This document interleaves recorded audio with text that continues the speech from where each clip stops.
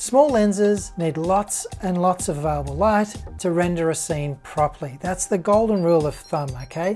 Now, even the iPhone 7 with its beautiful new f1.8 aperture lens, which lets in 60% more light, does a spectacular job. However, we still need lots of available light for the iPhone to see that scene properly, particularly in video mode.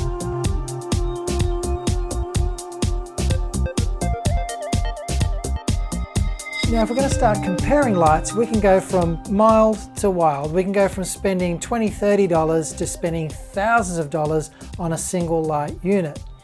Now, my guess is because you're looking at becoming a film breaker and using iPhones for your cinematography tool, I don't think you're looking at spending thousands and thousands of dollars on a light. So the lights that I'm going to show you today are the lights that I consider to be incredible value for money, super compact, accessible, and lights that you would travel with all of the time. So lighting is always available.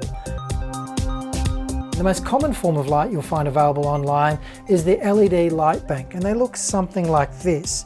This is a fairly common style of light bank that's produced. It usually comes with a cold shoe mount, so it'll attach to any grip gear that you have.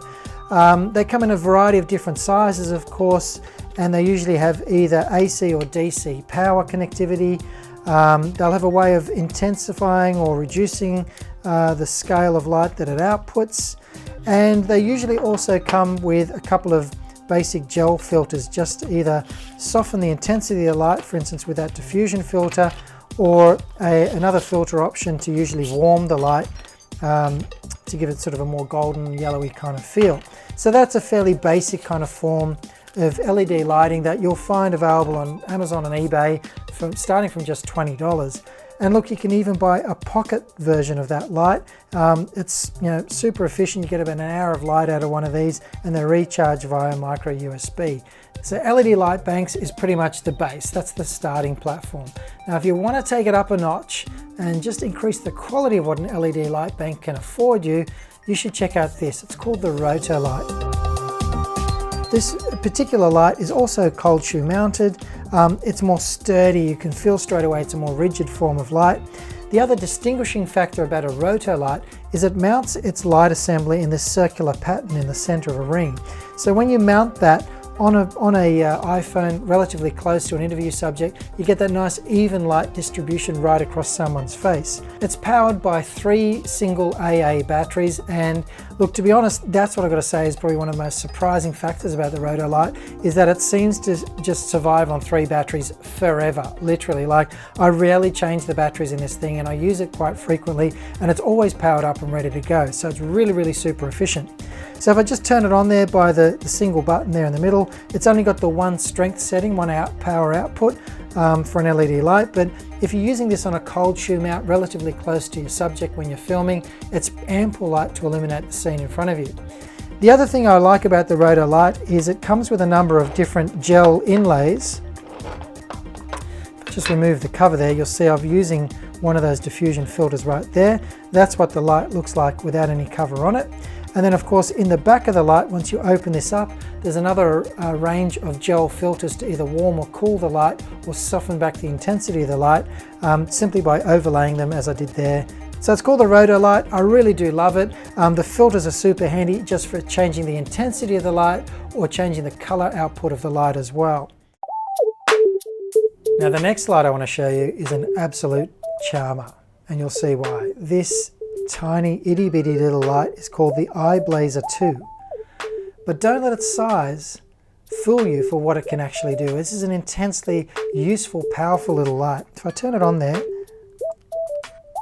you'll see exactly what I'm talking about. Now for such a tiny light, it sure packs quite some power. This is a 120 lux output on a lamp that weighs just 15 grams. That's really, really super impressive. It has a small button on the side here which allows you to adjust the power setting in 2 different increments.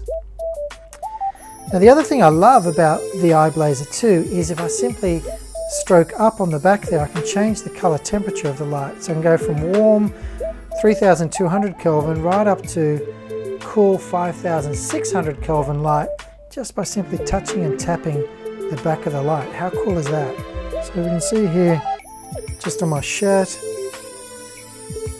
just by going from warm to cool, Isn't that cool? Just by simply touching the back of the light and stroking it up or down. Now the iBlazer 2 also comes with its own little gel cover as part of the pack, so it helps soften down the intensity of the light.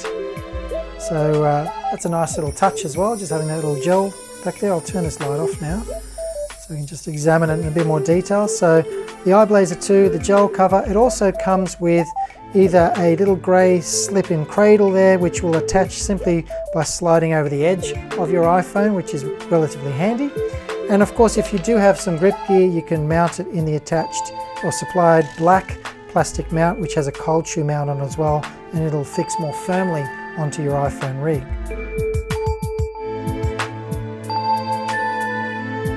So the iBlazer 2 packs a lot of punch in a tiny 15-gram package. It recharges via the little micro USB port on the bottom here, and from a single charge you'll get up to an hour of continuous light output, which is really good value.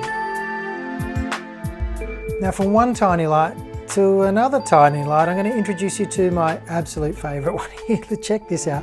This is called the Lume Cube. Now this was crowdfunded, as the iBlazer 2 was as well. There's some really innovative things going on in the crowdfunding space for camera apps and accessories. This is no different. The iBlazer 2 packs an incredible 150 lux output. Check that out. In a waterproof unit. So this whole casing is actually waterproof. It feels robust, really solid. It's also got a, let me just turn it off there for a sec. It's also got a tripod thread mount on the base, so you can actually mount this onto small tripods within a scene to more accurately position your lights within a setting. Unscrewing the little base plate on the back here will reveal the recharging micro USB port.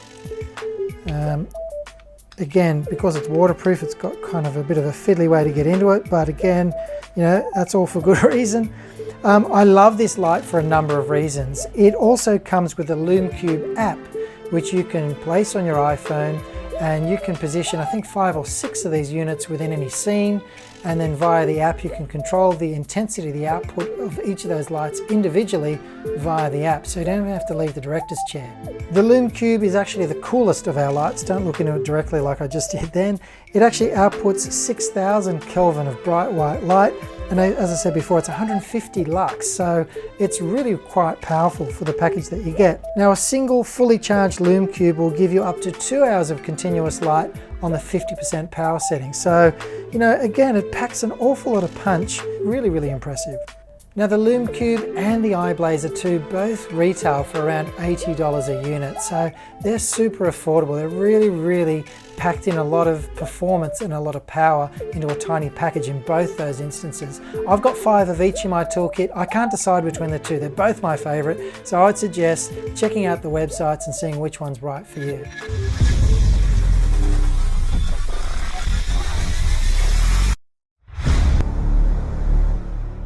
So there you have it. They're my favorite accessory lights that I love traveling around with for when lighting is a challenge or I've got to light things indoors. But if you want to know my absolute favorite form of light, well, it's natural daylight. You just simply can't replace it. It's usually free and usually available every single day. If you do love natural daylight and you want to have a go at filming something, the best time of day to be filming outdoors is known as the golden hour. Now that's the first hour of light after sunrise, or the last hour of light before sunset. Now that's the time when the sun is lowest at the horizon. It is being naturally filtered by all the atmospherics along the horizon, the moisture in the air, the smog, bugs, everything that's in the air is basically just cutting back the intensity of that light. And you get that delicious golden, warm, beautiful wrap around topography, buildings, landscapes, people, anything and everything. And you get those wonderful stretched long shadows. So the golden hour is my time of choice to be filming outdoors. You should try it. It'll completely change the way you see the outside world.